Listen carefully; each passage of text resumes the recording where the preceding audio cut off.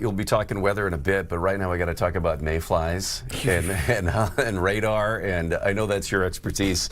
Last week we told you about this impending mayfly hatch in La Crosse that turned the lights off on some of the bridges over the Mississippi River. And this is something that they track at the National Weather Service. It shows up on their radar, these swarms of mayflies along the river.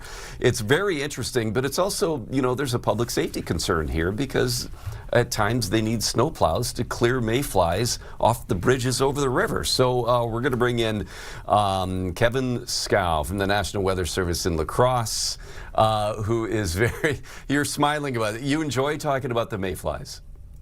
It's certainly one of those more unique things we talk about here in the Weather Service. So we find ourselves in a very unique position that we get to actually see those hatches from our radar here at the office. That is something. And Keith, have you seen these radar images pop up? I mean, yes, I have. And Kevin, just so we all know, and the controller knows, Kevin, I can't hear you.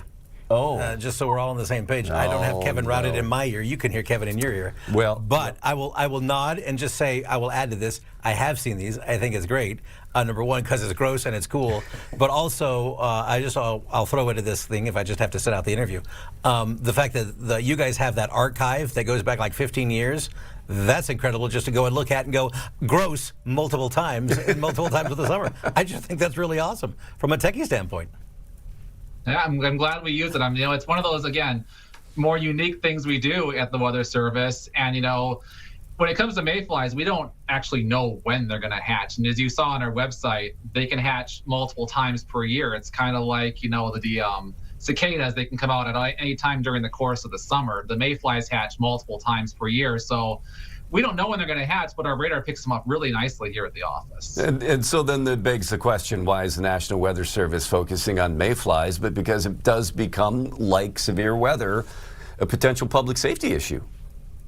Yeah, it's a public safety and a public interest. As you said, the mayflies, they are attracted to lights, and especially right along the river there, the bridges, any streets along the river there, they can coat the surface and make it slippery, just like after a snowstorm. And I've driven through those before. It's like driving through a mini little blizzard sometimes with these mayflies. And, it's an effort to try to get them off the roads and make sure they don't cause any issues. And just watching the radar, Kevin, you can see that, if you get a nice little southern breeze, I know they're tiny little flies, and I know their lifespan's pretty low. But on some of those hatch nights, if you get a nice little breeze, was it last week? The one I was looking at, or was it last year's? I don't remember. It blends together for a while. Get a nice little kick of breeze out of the south. They can go inland several miles. It's not just focused in a good swarm along the river. Obviously, the concentration's there, but you can end up with a big old pile of slipperiness several miles inland from the river. Yes, indeed. The hatches tend to be favored more on those quieter nights when the winds aren't as strong. But yes, when the winds are light, they can drift inland.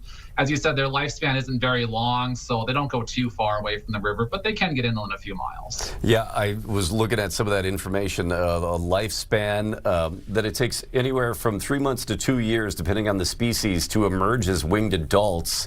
Once they emerge, they live for a few minutes to a few days.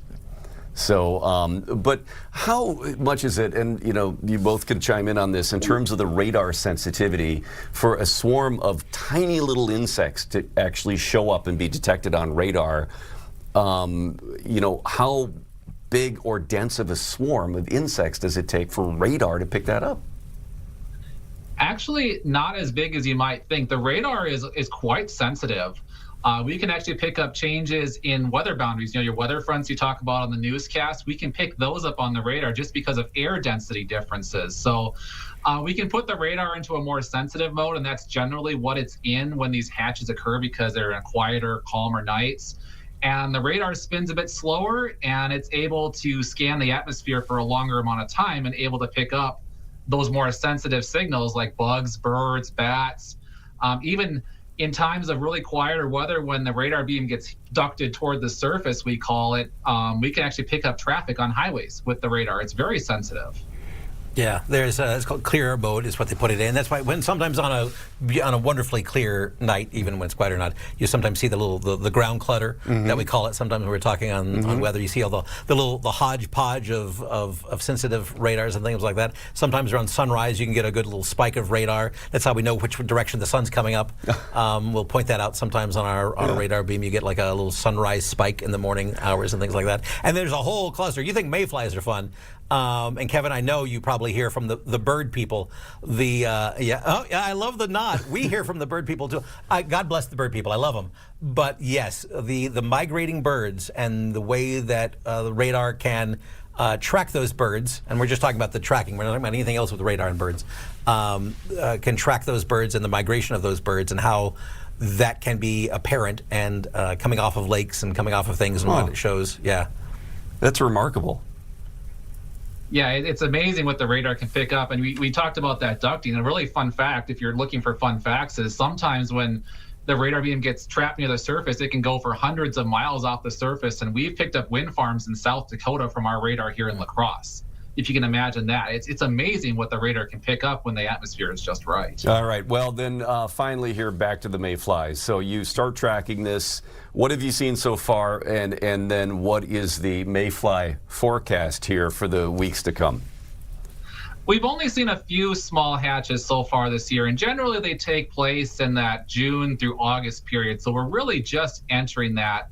As far as a forecast, that's tough to tell. That's beyond our area of expertise. That's more based on the health of the river and how the previous generations have performed. But haven't seen anything too much this year. But that certainly just takes one big hatch to make the news, as you all know.